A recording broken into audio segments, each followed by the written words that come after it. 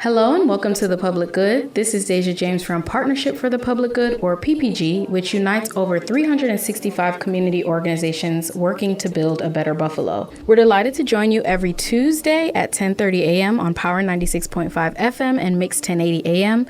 You can also watch full video of every show on our YouTube page. Follow PPG Buffalo on Facebook and Instagram for more information on how to access video and the full podcast of our show. And of course, you can always get great information on our website, ppgbuffalo.org. Today, we are joined by Dwight Lowe, founder and director of Home Beneath Our Feet, a nonprofit organization geared towards providing youth the platform to become the best version of themselves through the art of gardening and holistic education. That's all wonderful, wonderful initiative, Dwight. So I want you to be able to introduce yourself and really explain to the folks what kind of work you're doing in nature and with youth in our area. Okay, well, I'm Dwight Lowe, founder, executive director of Home Beneath Our Feet. We teach summer program. We provide summer program, after school program, community outreach. We build community gardens as well for accessible produce. That's awesome. And so how did you kind of start this whole initiative? Like, what made you personally get into gardening or agriculture? Okay, we can start. I'll bring you all the way to the beginning of my process and my journey. It was seeded in me. Programs was cut, after school programs when I was a child, and I seen literally our neighborhood change once our programs ended. And where'd you grow up? I grew up, most of my years was in the Fruit Belt. Okay. In the Fruit Belt area. So we had a program called the Lighthouse. Wow. Which it was an after school program where, we all, came in the neighborhood, we playing ball and things like that. And unfortunately, lights went out, right? So and seeing a lot of changes through that, and that was seeded in me. Now we sprung it years later, right? I went into a depression period. Lost a few family members and things like that through, unfortunate situations. And through that, it led me into gardening. And through gardening, I found a space of serenity, finding myself. And it's funny with the soil, when your hands is in there, the microbes releases a chemical in your body called serotonin. And I'm not knowing these things of why it makes me feel so good, just being in there and growing. And as I was getting into gardening, I got more and more into it, and I started educating myself, and I started having these ideas like, hey, if this helps me, I know this could help a lot of people. But then I started, moving forward and started growing food. And it's funny, when I got into gardening, my friends thought it was funny because you see like a East Side guy gardening, right? We in the front, and I was really fixated on. First thing I planted was a rose bush, and I was really fixated on it and growing it and learning it. And that rose bush really taught me a lot of things about life. How to handle it with care, and and a lot of ideas with I could say life skills came through gardening. So I started writing these things down, and here we are, formulated the organization Home Beneath Our Feet, which means no matter where you go, you're always home. That's really powerful. So that's what I feel like what really got me grounded and saved me, and started the organization and got a team, and here we are. That's awesome. And you recently, I went to your ribbon cutting where you opened the garden behind the Charter School for Health Sciences. But have you had other locations? Is that your main one? Well, I help build rebuild the Moot Center's garden there. Awesome. Behind the VFNC. We grew some produce there where the elders came and harvest and things like that. The one there they have located on Lemon. Actually on, what's that? Yeah, Lemon and Orange Street. At the neighborhood house. Had one on Elmsley. Yeah. That was where our first summer program was started, actually. Elsie's place there off of Ferry, where we started our first summer program there. Built that garden up, the community. Taught them, how to grow and things like that, and it's been up and running. They've been taking care of it themselves. Quite a few gardens here and there. I hope start up. Pop up everywhere. Yeah, you're like, just here and there, but it's amazing. Need a garden over here. And we really need it with all of the vacant lots there are and just space. You know what I mean? Yeah. And especially in the fruit belt where people are claiming land for other purposes, right? Yeah, but being able to, in your own community, yours. To give back in that way and give back that kind of therapeutic nature to the seniors there. Shout out to Moot, because I'm a Moot child. Oh, yeah. Shout out to my mom, Daisy Ball, who ran the Moot for a really long time. I love her. Yeah, but, and I remember when she was telling me about the garden you guys were working on there and how much the seniors loved it. And once they got those vegetables, they were cooking after that. Yeah. Like, they were so excited.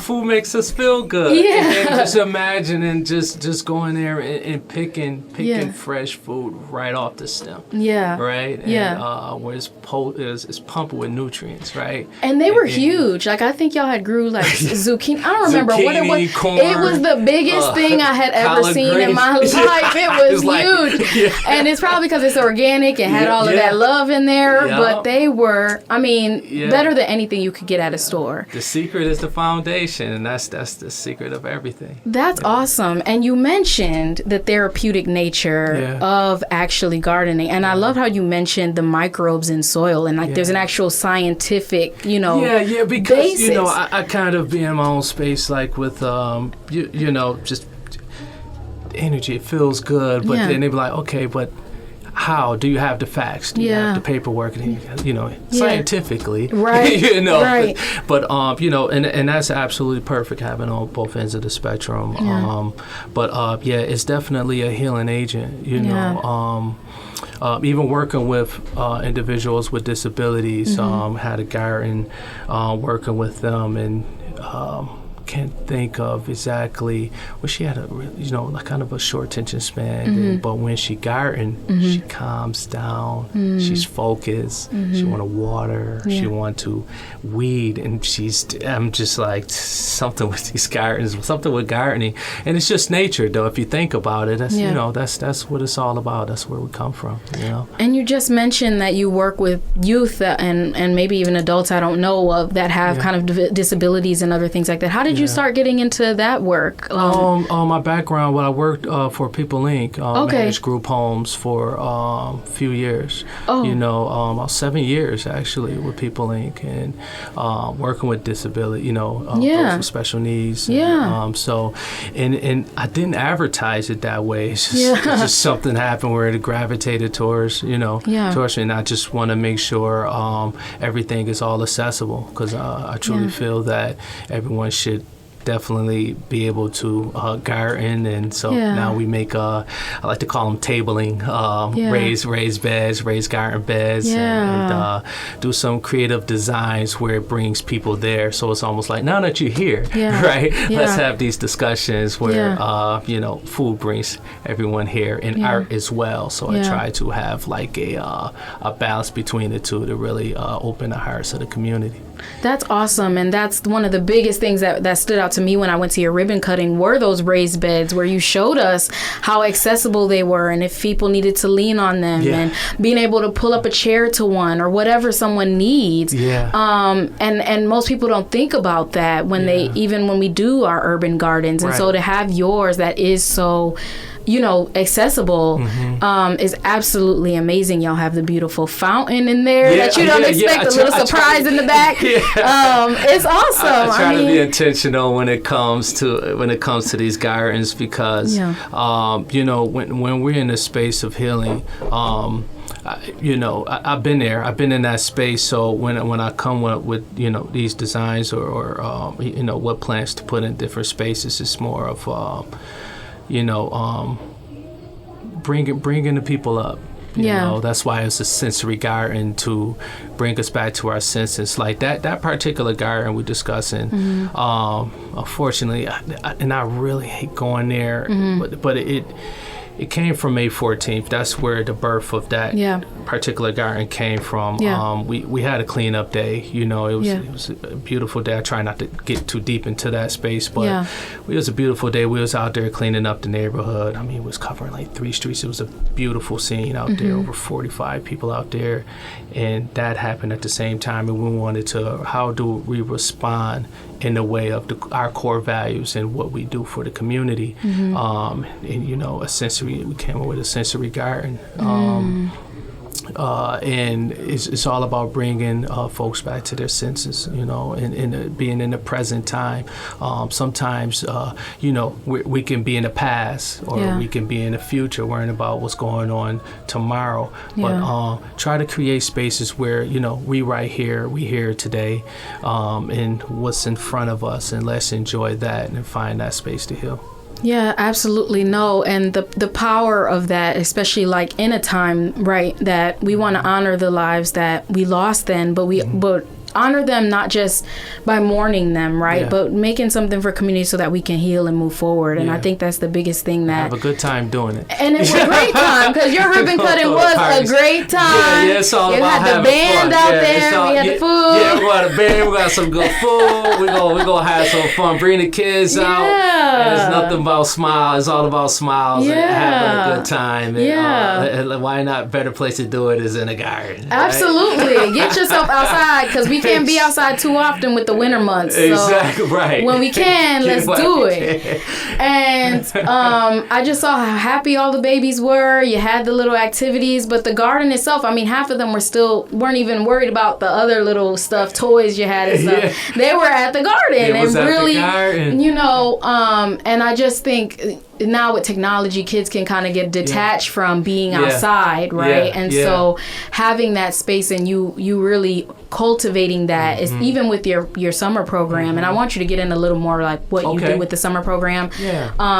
Because I saw pictures of the kids selling, some of the produce, and they look so happy. And I imagine it just gives them such a sense of pride to like have worked on something. And they work hard out there. And they love it because at that age, everything is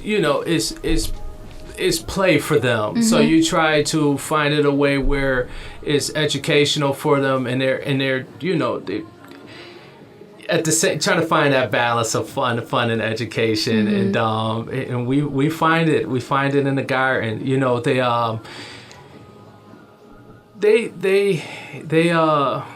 They're ready. They're ready. They say that they're so young. You're teaching them financial literacy. So we do have a STEM program. Where we partner up and we have them. For instance, we had the age of 11 years. Was it 11 years old to 18? They built cell phones from scratch. What? At the Moose Center. Wow. Yeah, they built their cell phones, and then I had some come in. They coded the cell phones, and they was calling each other. I like to think outside the box. Like, okay, all right, let's put it in front of you, see what we can do. And I don't really kind of advertise those kind. It's just we just be having fun, and through fun, a lot of things can happen because you're free. Right? But the garden piece, within the garden, I teach them about the soil. They learn the things like the condition of the soil before they grow their seeds. It's almost like our environment.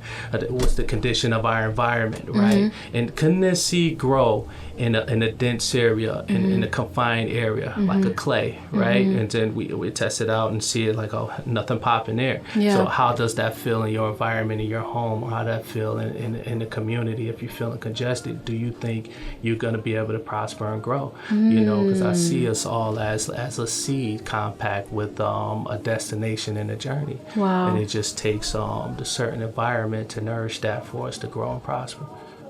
So. You have me speechless. I mean, like really, it's because like you said, people are like, oh, well, they're too young to learn, but you're never too young to learn life skills, coping skills, right? Because I think a lot of people, especially from our community, we've had to just persevere despite, right? And a lot of the times we haven't thought about therapy or thought about coping skills or any of those things. We've just been doing it because we had to, right? And so being more purposeful and understanding how the people you have around or whatever you can like relate it to with kids, this affects your life. These are larger decisions. Your environment matters. And I don't think a lot of people think about their lives in that way. And they're just kind of going through the motions, right? Doing what they think the steps are. It's survival mode, you know, and I always say, like, imagine if we was out of survival mode and actually just in a space of creating and working together to build something or just enjoying each other's company. It could be that simple, you know, being in the present time. So, and it's just great to see in the eyes of our children, them seeing that tomato that they watered for the last few weeks, and it's ripe and it's time for them to pick it. You know, if kids grow tomatoes or cucumbers, kids eat tomatoes or cucumbers because they've been watering it for the last few weeks. You know, and they not knowing that they're fighting against food insecurity. You know, they don't know, you know, these things in their surroundings. All they know is that they're having some fun, they're eating fresh, and they're growing, and they're learning. And it's exposing them, because I think a lot of people blame kids, oh, they're picky eaters, this and that, but I find like if you really get them involved, they want to try it. You know what I mean? You know, like, that's why we always have a chef that comes in like with the food that they grow, and she's, you know, they make it you know, tasteful and fun. And I mean, what they have, I'm just thinking they had like this watermelon salad where they, you know, they went into the garden and they picking out their mint leaves, and they're like, oh, I want some oregano. I'm like, that? I'm like, okay, try it. See how it comes out. Like, hey, it was all an experience. Oh, wow. Now they're inventing stuff, right? They're little chefs themselves now. But it gets them motivated to want to experiment and cook, because a lot of kids, maybe, you know, their parents are like, stay out of the kitchen, this is my space or whatever, right? And they don't get exposed to those skills. I can't tell you how many people I went to college with that had never cooked with for themselves before. And even something as basic as that, it's a life skill. Like you said, you're teaching them long-term life skills. They're picking their collard greens out of there, and they're taking it, cleaning it, learn how to clean it, prep it, and then cook it, and then eat it. They get in the full cycle of life overall. Full life cycle, and you know, that's a thought process that we should have. You know, I mean, just an example, you step on an ant, we just, you know, but that ant, without that ant, you know, that flower wouldn't have bloomed, you know, and that pollen wouldn't have got transferred for us to have our fruit and our produce to nourish ourselves. So you just have to have that full cycle of thought process in order to truly heal and bring everyone together. I think that's the end goal, right? No, that's amazing, because it's really teaching them to appreciate the full cycle and knowing where their food is coming from, because you know, it's easy to go to the store now, or if you're not even going to the store, you're going to McDonald's or wherever, you don't know where that's coming from, right? So we have those discussions. It's like you know, knowing where your McDonald's food comes fries. from. I'm not hating it. Listen, me too. But it's just, you know, we just you know, let's have a fry and an apple. Exactly, right? But it helps you integrate some other stuff in there too, and not just the thing that's easy, right? Exactly. So that's really awesome. How do people kind of get involved in your summer program? Is it through the school? How did you get youth for your program this year? We actually just advertisement. We was located at Health Sciences Charter School this summer, where we just self-advertise, internet, you know, let the schools know this is where we have a program. But you know, we're looking to expand. That's really, I truly feel like that's my job.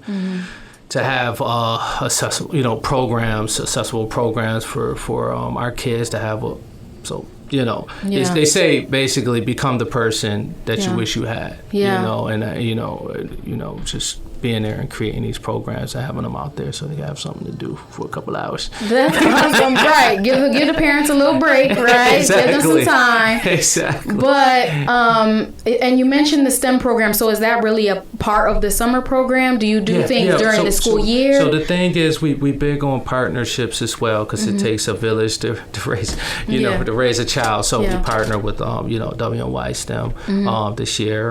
We partner with Solid Foundation when it comes to STEM as well. So we have them come in.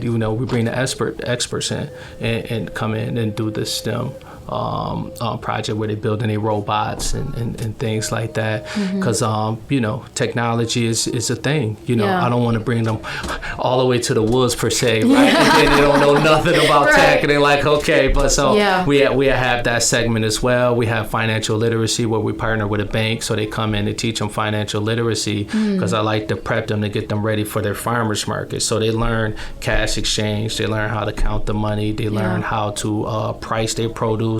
And I can't say the word right now. The referee. I don't know. No, but look, I like to have fun. But look, do the price checks, and they come up with their own prices and things like that, and then they go out there and sell it, and let's see what happens. I'm sure you want to sell that $400. I don't think nobody get that cucumber, but they're trying to get people out here. I'm just joking, but we get into the point when it's out there, everything be set. But it's a good time. No, though. It's good. It's a great time because it can teach them, like, if they want to be future entrepreneurs or anything like that. And just even personally, like, if you go to the store, if it's this at Price Right or if it's this at Tops, then you should go with the Price Right because it's whatever, Right. So that's great. Yeah. I mean, they learned CPR this year. They was doing CPR. Yeah. They learned some ASL, some little sign language and things. We try to do an all-inclusive thing, and just the garden is just a platform to do so. And is the program, just wondering, because you said you work with some folks with disabilities, is it kind of integrated for some kids with disabilities to participate as well? Yeah, well, as we're trying to expand our capacity, it's a certain level of needs that we can assist with. Right. But, we're working on that, trying to get some help, where we can expand and have that, because that's a space in my heart that I want to have accessible. Like the exact our program, what we do, I like to have that accessible for all. Yeah, that's awesome. Yeah, and you mentioned expansion. What I would wonder, just in the future, like, what are your visions and goals really for Home Beneath Our Feet? What do you want to leave an impact on Buffalo? What kind of footprint do you want to have? How big is it? Gardens in every, what would you like? Programming, having programs and community gardens is my thing, because they work together through our programming. They find a sense of community and giving back, so they are part of building that as well within the program, and they're like, okay, this is for the community.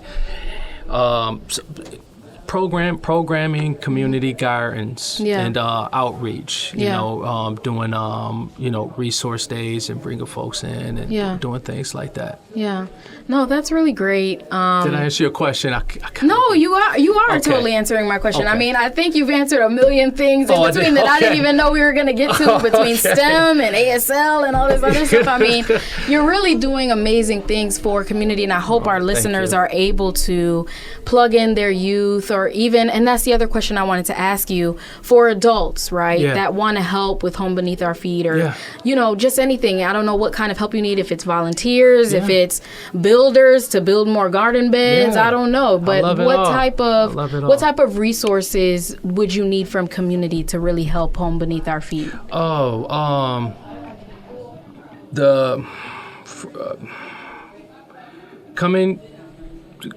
Build. If you want to volunteer, if you like to volunteer, you could come and help us out when we have our volunteer days, when we're when we're launching a new garden.